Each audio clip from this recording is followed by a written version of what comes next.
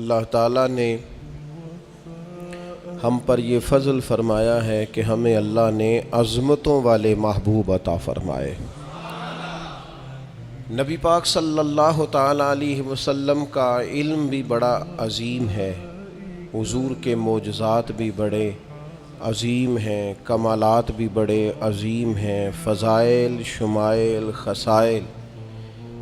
حضور کو اللہ تعالیٰ نے جس زاویے، جس سمت سے عطا فرمایا ہے تو عظیم ہی بنایا ہے، لیکن قرآن مجید میں ارشاد فرمایا کہ وَإِنَّكَ لَعَلَىٰ خُلُقٍ عَظِيمٍ، محبوب بے شک آپ کے اخلاق بھی بڑے ہی عظیم ہیں، آپ عظیم خلق پر ہیں، عظیم اخلاق کے مالک ہیں۔ ایک ہوتی ہے خلق، ایک ہوتا ہے خلق۔ خلق کہتے ہیں انسان کی ظاہری تخلیق کو، اس کی ظاہری خد و خال کو، صورت کو، اور خلق کہتے ہیں اس کے باطنی اوصاف کو، اس کی سوچ کو، اس کی نرم دلی کو، اس کے اچھے جذبات کو، اس کے خلوص کو، اس کی عاجزی کو، اس کی محبت کو، اس کے للہیت کو، اس کے باطن کے اندر جو لوگوں کے لیے اچھے جذبات ہوتے ہیں، اس کو خلق کہتے ہیں۔ اللہ تعالیٰ نے حضور کو جو خلق عطا فرمائے وہ بڑے ہی عظیم عطا فرمائے۔ نبی پاک علیہ الصلاۃ والسلام کے اخلاق کے اندر جو کمالات تھے وہ ذرا انفرادی تھے۔ ہمارا آج جو سب سے بڑا مسئلہ ہے وہ نہ اقتصادی ہے نہ معاشرتی ہے، ہمارا سب سے بڑا مسئلہ اخلاقی مسئلہ ہے۔ قومیں، ملتیں، قبیلے جب اخلاق چھوڑ جاتے ہیں اور جب وفاداری چھوڑ جاتے ہیں اور جب عظمت کردار چھوڑ جاتے ہیں تو وہ خود بخود بیک ہونے لگتے ہیں، وہ پیچھے ہٹنے لگتے ہیں۔ بہت سارے لوگ بام عروج پر ہوتے ہیں، آگے نکلتے ہیں، لیکن اپنی اخلاقی کمزوریوں کی وجہ سے وہ پستیوں کی طرف سفر شروع کر دیتے ہیں۔ انسان کے لیے سب سے زیادہ ضروری یہ ہوتا ہے کہ وہ اخلاقی مضبوطی اپنی طبیعت میں پیدا کرے۔ بہت سارے دوست لوگوں سے پیار کرتے ہیں، لیکن بعد میں جب وہ ان کا اخلاقی رویہ دیکھتے ہیں تو خود بخود پیچھے ہٹ جاتے ہیں۔ ایک ہوتا ہے دوست کا ہونا، احباب کا ہونا، ایک اپنے قریبی لوگ بھی، بہن بھائی بھی اور اولاد بھی انسان کی اخلاقی کمزوریوں کی وجہ سے اس سے پیچھے ہو جاتی ہے۔ جب تک رویے میں، مزاج میں اخلاقی بلندی پائی جاتی ہے، نبی پاک صلی اللہ تعالیٰ علیہ وسلم نے فرمایا تم میں سے بہترین مسلمان وہ ہے جس کے اخلاق زیادہ اچھے ہیں، جس کی عادات زیادہ عمدہ ہیں، جو عظمت کردار کا حامل ہے۔ مزاج میں وفاداری ہونی چاہیے، مزاج میں خیر خواہی ہونی چاہیے۔ انسان بعض لوگوں کے لفظوں میں عاجزی ہوتی ہے، ویسے وہ عاجز نہیں ہوتے، ملتے بھی جھک کے ہیں، لیکن ویسے عاجز وہ کہتے ہیں میں نے شیشے میں اتار لیا ہے، میں تیز آدمی ہوں، دیکھا میں نے اس کو بھی قائل کر لیا ہے۔ وہ لفظوں کے لحاظ سے، جھکاؤ کے لحاظ سے عاجز ہوتے ہیں، فی نفس سے ہی عاجز نہیں ہوتے۔ کچھ لوگ جملے کے لحاظ سے، اٹھنے بیٹھنے کے لحاظ سے، آؤ بھگت کے لحاظ سے خدمت گزار ہوتے ہیں، ویسے وہ خدمت گزار نہیں ہوتے۔ کچھ لوگ ایسے ہوتے ہیں جو اچھے جملے ترتیب دے کے کسی کو قائل تو کر لیتے ہیں، اس کو اپنی ہمدردی کا اظہار تو دلاتے ہیں، اشک شوئی تو کرتے ہیں، تسلی تشفی تو دیتے ہیں، ویسے خیر خواہ نہیں ہوتے۔ ویسے وہ بڑی اچھی دھیمی باتیں کر کے کہیں گے کہ یار کوئی مسئلہ نہیں، تو پریشان نہ ہو، تو ٹینشن نہ لے، میں تیرے ساتھ ہوں، پر نہیں نہ ساتھ ہوتے یار۔ زندگی میں وہ عجیب لمحہ تھا، وہ میرے ساتھ تھا پر میں تنہا تھا، ساتھ ہی تھا بندہ پر میں لوگوں کے ہجوم میں بھی اکیلا ہی تھا۔ اپنے اخلاقی رویے میں، خلق میں، مزاج میں، یعنی ڈھل جائے طبیعت انسان کی، اس کے رویے عمدہ ہو جائے اور یہ کام کشید نہ کرنا پڑے اسے۔ ہمارے علماء نے لکھا ہے خلق کا معنی یہ ہے کہ اچھے کام کرنے میں تکلیف نہ اٹھانی پڑے، خلق کا معنی یہ ہے کہ اچھے کام خود بخود بندے سے ہونے شروع ہو جائے، وہ خود بخود اچھے کاموں کی طرف اس کی طبیعت مائل ہو جائے، توجہ ہو جائے اس کی، اس کا مزاج بن جائے. یہ کب ہوتا ہے؟ کس وقت ممکن ہوتا ہے؟ جب آپ ہر وقت کی اخلاقی بلندی حاصل کرتے ہیں. نبی پاک صلی اللہ تعالیٰ علیہ وآلہ وسلم کا ایک طریقہ تھا کہ حضور کے مزاج میں اخلاق. بعض لوگ ایسے ہوتے ہیں جو بعض اوقات ایسی حرکت کرتے ہیں، ہوتے ہیں لوگ جو ایسی حرکت کرتے ہیں کہ سخت رد عمل کی ضرورت ہوتی ہے. بندے کا دل کرتا ہے نرا ڈانٹے نہ، ڈنڈا بھی پکڑ لے. کرتے ہیں بعض اوقات بات دوست ایسے کام. اور پھر ایک اور بڑا خطرناک رویہ ہوتا ہے. آپ کو پتہ ہے اسلام نے سب سے زیادہ ناپسند کسے کیا؟ غیبت کو. آپ کسی کے خلاف، کسی کے قبیلے گھر کے خلاف کسی کونے میں کھڑے ہو کے بات کریں، پہنچانے والے پہنچا دیتے ہیں. جو مزے لے کے سنتا ہے وہ مزے لے کے پہنچاتا بھی ہے. یہ پکی بات ہے. جس نے آپ کو ٹائم دیا نا سننے کا، وہ باز نہیں آئے گا، وہ پہنچائے گا بھی. آپ کی اخلاقی کمزوری نظر آ جائے گی، واضح ہو جائے گی. آپ سامنے والے، اچھا کچھ لوگ وزادار ہوتے ہیں، انہیں پتہ چل جاتا ہے بندہ ٹھیک نہیں، لیکن پھر بھی وہ قبول کریں تو اس کا مطلب ہے وہ بندہ اعلیٰ ظرف ہے جس نے رکھا ہوا ہے. تو یہ سمجھتے میں چلاک ہوں، میں اپنی تیزی کے ساتھ گزارا کر رہا ہوں. وہ اعلیٰ ظرف ہے جس نے اتنا کچھ پتہ ہونے کے باوجود بھی تیرے لیے کوئی لفظ، وہ بندہ با اخلاق ہے، با مروت ہے، وفادار ہے، وفادار ہے. تو میرے عزیز، نبی پاک علیہ الصلوۃ والسلام نے ان اخلاق کی طرف ہماری توجہ دلائی ہے جن میں لوگ بچتے نہیں کہ یہ کام میں نے نہیں کرنا، مجھے کیا لگے، میرا کیا لینا دینا. مثلاً ایک تاجر تھا حضور کے زمانہ نور میں، وہ پھلوں کی تجارت کرتا تھا، مشکات شریف میں موجود ہے. کسی وجہ سے اسے نقصان ہو گیا. تو انسان جب تجارتیں کرتا ہے، زندگی گزارتا ہے، تو جہاں اسے نفع ملتے ہیں وہاں کہیں کہیں اسے خسارے بھی ملتے ہیں. تو الگ بات ہے کہ ہم صرف نفعوں کے قائل ہوتے ہیں، خساروں کے قائل ہی نہیں ہوتے. وہ تاجر تھے، پھلوں کے تاجر تھے، بڑی اچھی تجارت کرتے تھے، کسی وجہ سے نقصان ہو گیا. اب وہ حضور کی بارگاہ میں آئے. ہمارے ہاں یہ ہوتا ہے کہ لوگ کہتے ہیں میرا کیا لینا دینا، بلکہ اگر کوئی بندہ اس طرح کا مسئلہ حل بھی کرا رہا ہو تو کہنے حضرت صاحب تو آڈا نہیں ہے کام. اس تاجر نے اس بارگاہ میں آ کے کہا جہاں جو آ جاتا ہے ہمیشہ بامراد ہی جایا کرتا ہے. یا رسول اللہ صلی اللہ تعالیٰ علیہ وسلم، میں پریشان ہو گیا ہوں. اور پہلے جب آدمی مالدار ہوتا ہے تو دائیں بائیں رش بھی ہوتا ہے، اور جب اس طرح کے حالات ہو جائیں تو وہ جو بڑے قریبی ہوتے ہیں وہ بھی کئی دفعہ ساتھ چھوڑ جاتے ہیں. ساری عمر ہی آٹا گد ہے تے لکھاں کیتے پیڑے، اب وقت آیا ہی تے محمد بخشا کوئی نہیں ہو بیٹھا نیڑے. لوگ نکل جاتے ہیں، کمزور پڑ گیا بندہ بیچارہ. حضور کی بارگاہ میں عرض گزار ہوا یا رسول اللہ تکلیف میں ہوں. تاجر تھا، پھلوں کی تجارت کرتا تھا اور مشکات میں موجود. نبی پاک علیہ السلام نے دعا بھی فرمائی، کرم نوازی فرمائی، رحمت بھی فرمائی، عطائیں بھی فرمائی. لیکن حضور نے نا صحابہ سے فرمایا سارے مل کے اپنے بھائی کی مدد کرو. تھوڑے پیسے کسی نے دیے، تھوڑے کسی نے دیے، تھوڑے کسی نے دیے، مل کے. اور ایسے لوگوں سے جو لوگ بڑے اس کام کے لیے ہر وقت ذہنی طور پر تیار رہتے تھے، ان لوگوں سے کہا اس کے ساتھ چلو. لیکن اس کا قرضہ ابھی بھی جتنا چڑھ گیا تھا اتنے پیسے جمع نہیں ہوئے تھے.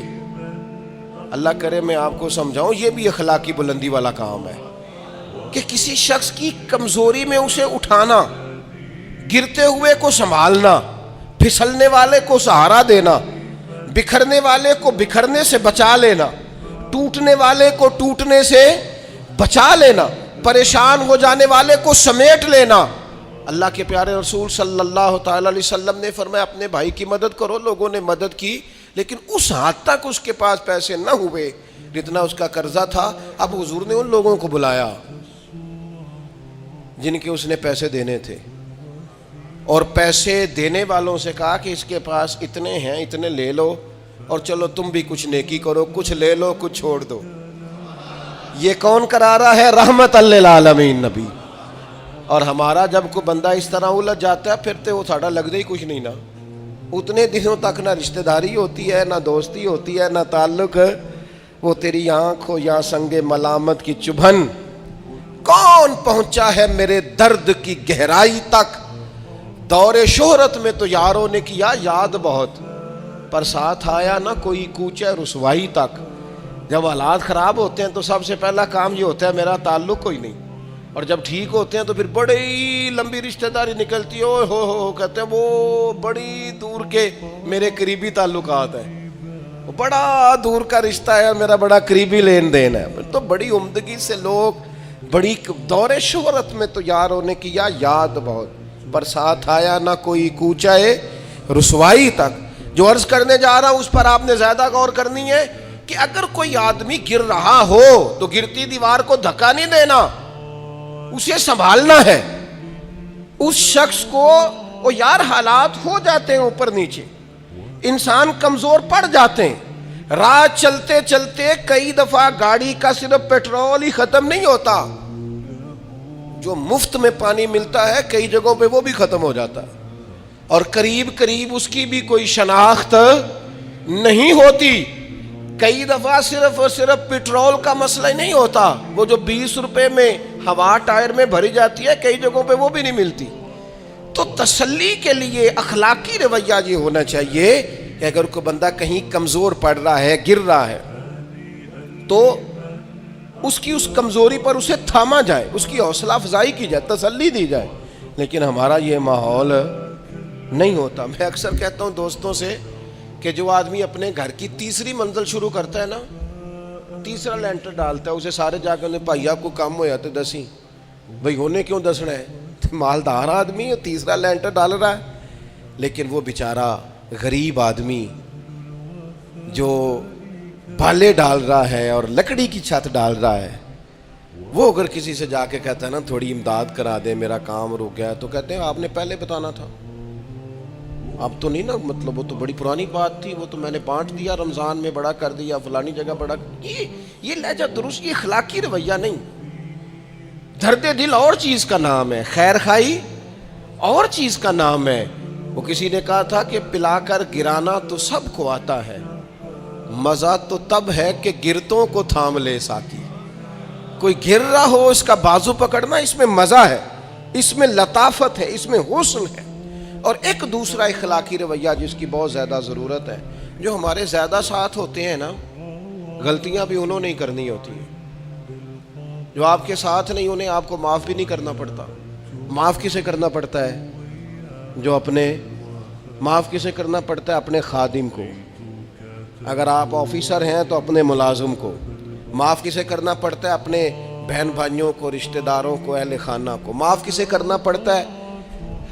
اپنے شاگردوں کو، ارادت مندوں کو، دوست احباب کو. اپنوں کو معاف کرنا ہوتا ہے. کسی کے ساتھ آپ کا کئی دفعہ دوست آ جاتے ہیں، میں عمرے پہ جا رہا ہوں، کوئی غلطی ہوئی تو معاف کر دینا، تو میں کہتا ہوں مجھ سے آپ کیا معافی مانگیں گے، آپ ادب سے مل کے چلے جاتے ہیں. جن کے ساتھ آپ کا اٹھنا بیٹھنا ہے ان سے معافی مانگیں. جو زیادہ قریب رہیں گے غلطیاں بھی تو وہی کریں گے نا، جو روز مانتے ہیں، کسی وقت سستی بھی دکھاتے ہیں. تو معاف تو کرنا ہوتا ہے اپنوں کو. ایک خاص بات کروں آپ سے، بیٹیوں کو معاف نہیں کرنا پڑتا، معاف بہو کو کرنا پڑتا ہے. کر کے تو دیکھو نا یار.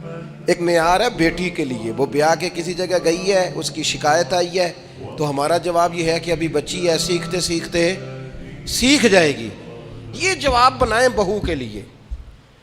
اگر وہ غلطی کرے، اس کی ساس شکایت کرے، اس کا خاوند شکایت کرے، تو یہ بہو کے لیے بولیں کہ ابھی بچی ہے، سیکھتے سیکھتے. یہ بہو کے لیے بات کریں کہ بچی ہے، سیکھتے سیکھتے. یہ بہو کے لیے ضرورت ہے اس کی. بیٹی کے لیے تو اس کی ضرورت، بیٹی غلطی کرے تو اس کے وکیل بن جاتے ہیں. ساری زندگی ساس سسر اپنی بیٹی کے وکیل رہتے ہیں اور اپنی بہو کے جج بنے رہتے ہیں. اس کے لیے فیصلے سناتے ہو، اس کی وکالت کرتے ہو. یہ بیٹی نہیں کسی کی، اس کے جج بن گئے ہو، اس کے حق میں فیصلوں کا اعلان ہے، اس کے لیے وکالتوں کا اعلان ہے. چھ معنی دارت. مسلمان کا یہ اخلاقی رویہ نہیں ہوتا.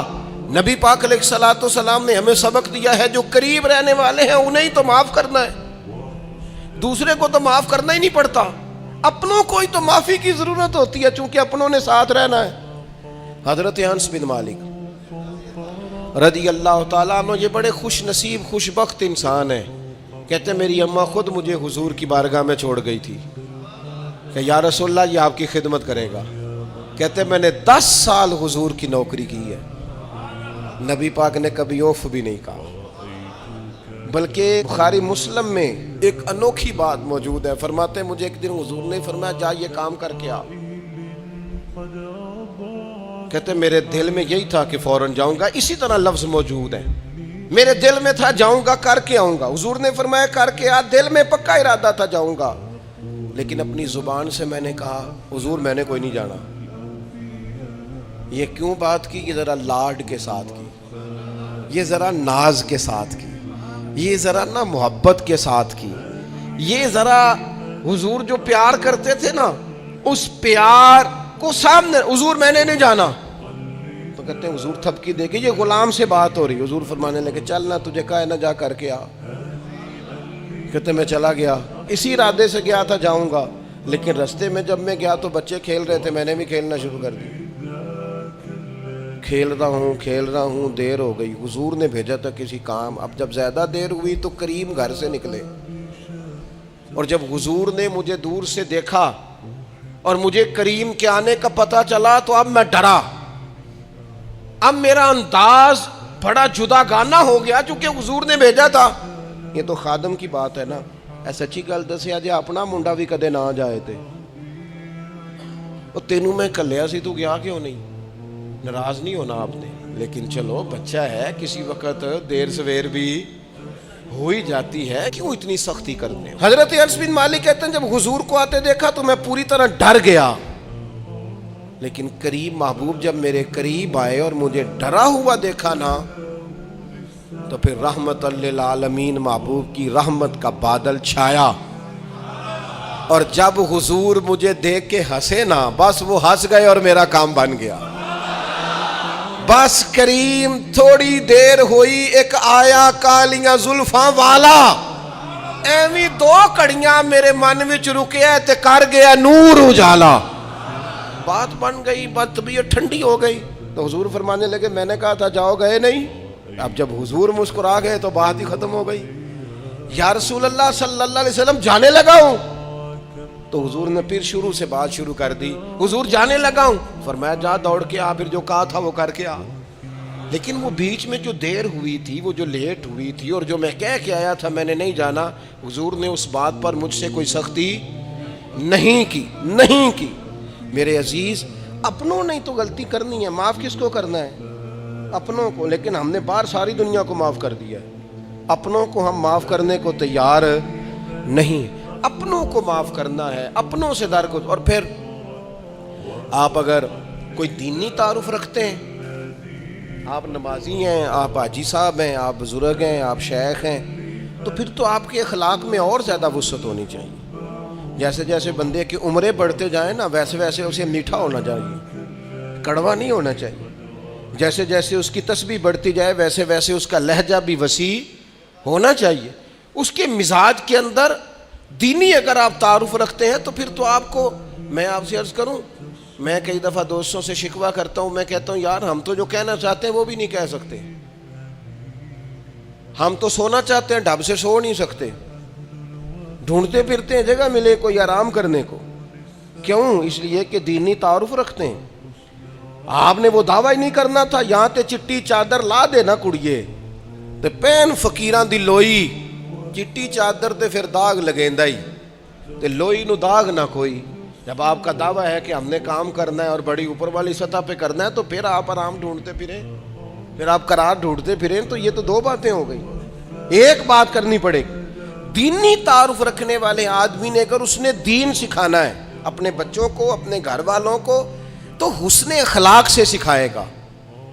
وہ اگر ڈنڈا پکڑ لے ہر وقت, سختی بھی کریں جہاں ضرورت ہو, لیکن اگر اس کا لہجہ ہی ہمیشہ کے لیے تلخ ہو جائے گا تو وہ کبھی بھی دین سکھانے میں کامیاب.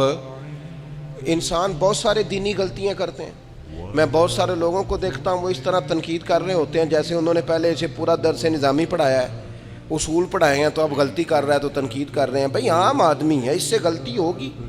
بڑی اہم بات بھی, بہت بڑا آدمی بنیادی بات سے بھی کسی وقت ناآشنا ہو سکتا ہے, لیکن آپ کے لہجے میں سختی ہے, آپ بات کرتے ہیں تو تلخ کرتے ہیں, آپ سے کوئی دینی کلام کیا جاتا ہے تو آپ سخت ہیں. دینی لوگوں کو چاہیے کہ وہ دین سکھائیں تو اس میں بہت زیادہ اخلاق کا خیال رکھیں. غلطیاں کریں گے لوگ. اگر آپ عالم ہیں اور آپ کے پاس کوئی دینی معلومات ہیں تو پھر آپ کو اس کی خوبصورتی کا بھی پتہ ہونا چاہیے آپ نے. حضرت معاویہ بن حکم رضی اللہ تعالیٰ عنہ کہتے ہیں میں نے حضور کی مسجد شریف میں نماز پڑھی تو ایک شخص کو نا چھینک آئی, یہ بھی بخاری مسلم میں موجود, تو میں نے نماز میں کہہ دیا یرحمک اللہ, یہ چھینک آنے کا جواب ہوتا ہے, میں نے یہ نماز میں کہہ دیا. تو بہت سارے لوگ مجھے گھورنے لگ گئے, کچھ نے اپنے ہاتھ بھی مارے زانوں پر کہ یہ کیا کر رہے ہو, نماز میں بول رہے ہو. فرماتے ہیں نماز مکمل ہوئی اور یہ لفظ ہے حضرت معاویہ بن حکم رضی اللہ تعالیٰ عنہ کے, فرمانے لگے قسم اللہ کی میں نے حضور سے بہتر سمجھانے والا نہ پہلے کبھی دیکھا ہے نہ بعد میں کبھی دیکھا. فرماتے ہیں نہ حضور نے مجھے مارا نہ ڈانٹا, بلکہ جس طرح ایک بچے کو گویا ٹریٹ کیا جاتا ہے, سمجھایا جاتا ہے. حضور فرمانے لگے اللہ کے بندے نماز میں کوئی اور بات نہیں کرنی چاہیے, صرف اللہ کی تسبیح پڑھنی چاہیے, اس کے اسماء کا ذکر کرنا چاہیے یا قرآن پاک پڑھنا چاہیے. نماز میں کوئی اور کلام کرنے کی اجازت نہیں ہے. ہمارے ہاں لوگ دینی مسئلہ سمجھاتے ہیں تو اتنا ان کے مزاج میں تلخی ہوتی ہے بعض اوقات, اللہ ماشاءاللہ. کچھ لوگوں کی طبیعت اتنی کرخت ہوتی ہے, بچہ نماز پڑھ رہا ہے اور حاجی صاحب اس کے ساتھ کھڑے نماز پڑھ رہے ہیں, لیکن وہ اس کو کھڑا کر رہے ہیں تو یوں کندھے سے ہلا کے, تینوں آج تک نہیں پتا نماز ہے کہ یہ آپ دین سکھا رہے ہیں. یہ اخلاقی رویہ دین سکھانے کا, یہ لب و لہجہ دین سکھانے کا. قطعاً ایسا کوئی کام نہ کریں. میں تو یہ مدارس کے اساتذہ سے بھی کہتا رہتا ہوں, میں کہتا ہوں نبی پاک نے کبھی کسی کو نہیں مارا. آپ بچوں کو ڈانٹیں, کریں کچھ, لیکن وہ رویہ آپ اختیار نہ کریں جس کی دین اجازت نہیں دیتا. تو اخلاقیات میں ان چیزوں کا ضرور خیال کریں. ایک روایت اور عرض کر دوں آپ کو. حضرت جابر بن عبداللہ رضی اللہ تعالیٰ عنہ فرماتے ہیں میرے والد احد میں شہید ہو گئے تھے, میرے ذمہ بہنوں کا بوجھ بھی تھا اور قرضہ بھی تھا. اللہ کے محبوب علیہ السلام نا مختلف طریقوں سے مختلف انداز میں میرے اوپر کرم نوازیاں فرماتے. نوازنے کا طریقہ, آپ نہ کسی کو نوازیں بہانے سے. میں نے بعض بزرگوں کو دیکھا ہے کسی بچے کو ادارے میں خانقاہ میں کمزور دیکھتے, وہ سریلا بھی نہیں ہے, اسے کہتے چل پتر نعت سنا, وہ نعت سنا رہا ہے تو اسے نذرانہ دے رہے ہیں, چل بیٹے تلاوت سنا, چل تقریر سنا, کسی بھی طریقے سے اس کو تسلی ہو رہی. اور اس طرح کا رویہ نہ اپنایا جائے کہ وہ مانگنے والا بن جائے. یہ اخلاقی بلندی ہوتی ہے آپ کی کہ آپ کسی شخص کو بہانوں سے نوازیں. اس طرح کا ماحول نہ بنائیں کہ آپ اسے کہیں کہ چونکہ تو کمزور ہے, غریب ہے, فقیر ہے, لہذا تجھے دے رہا ہوں. حضرت جابر بن عبداللہ فرماتے ہیں, اور یہ بھی آپ کو مسلم شریف میں ملے گا, فرماتے ہیں کہ جنگ میں حضور کے ساتھ تھا, میرا اونٹ بڑا کمزور ہو گیا, بیمار ہو گیا, چل نہیں رہا تھا. حضور میرے قریب آئے اور پیچھے آ کے فرمانے لگے اسے بھگاتا کیوں نہیں. میں نے کہا حضور بیمار ہے کیسے بھگاؤں. تو نبی پاک نے نا اونٹ کو ایک درہ لگایا اور گویا پیغمبر اعظم نے حکم دیا, نبی رحمت نے, نبی اکرم نے حکم دیا, فرمایا اونٹ بھاگتا کیوں نہیں. وہ جو سب سے پیچھے تھا وہ سب سے آگے نکل گیا. واہ کیا جود و کرم ہے شہ بطحا تیرا, اور نہیں سنتا ہی نہیں مانگنے والا تیرا.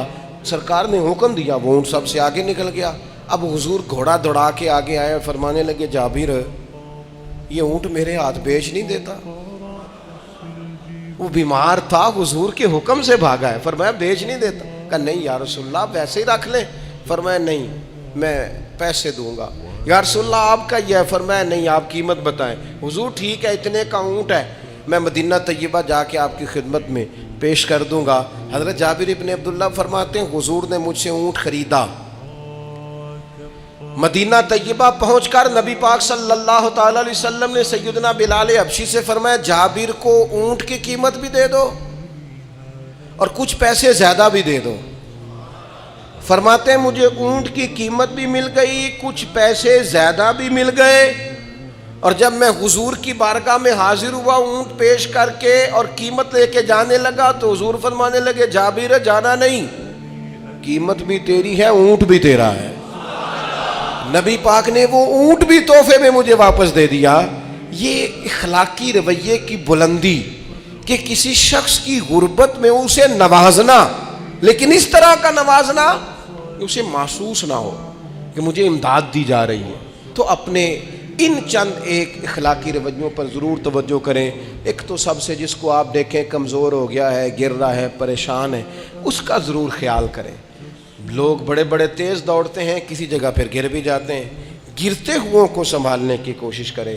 دوسری گزارش یہ کی ہے میرے عزیز، جو ہمارے قریبی لوگ ہیں انہیں تو ہم نے معاف کرنا ہے، اپنوں کو ہی تو ضرورت ہوتی ہے کہ درگزر کر کے اپنے ساتھ رکھا جائے، پیار کر کے اپنے قریب کیا جائے۔ اور تیسری گزارش یہ ہے کہ اگر آپ کسی کو دینی پیغام دینا چاہتے ہیں تو نہایت محبت کے ساتھ، نہایت خلوص کے ساتھ دینی مسئلہ آپ کسی کو بھی بتائیں تو اسے چھوٹا بچہ سمجھ کر آپ ڈیل کریں، شدت نہ اختیار کریں دین بتانے میں، وہ لہجہ اختیار نہ کریں جس لہجے میں محسوس ہو کہ آپ خود بااخلاق نہیں ہیں تو آپ کسی کو کیا سمجھائیں گے۔